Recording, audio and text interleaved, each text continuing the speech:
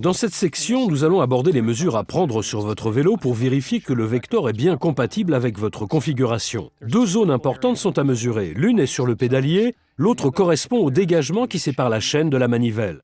En ce qui concerne le pédalier, le Vector a été conçu pour s'adapter à la plupart des modèles du marché.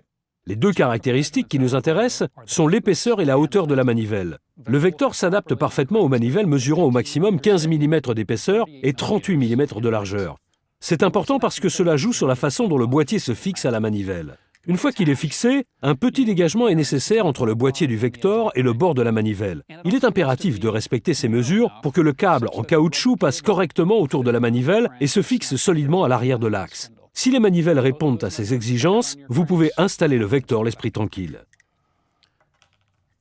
La deuxième mesure importante concerne le dégagement de la chaîne. Pour contrôler ce dégagement, mettez la chaîne sur le grand plateau et sur le petit pignon à l'arrière.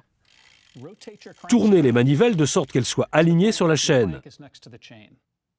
Nous recommandons un dégagement de 5 mm entre la face arrière de la manivelle et le bord de la chaîne.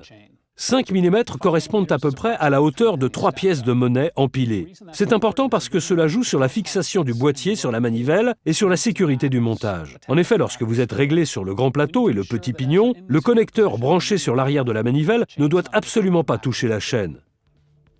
Penchons-nous à présent sur vos pédales existantes. Voyons comment les retirer pour ensuite installer le Vector sur le vélo.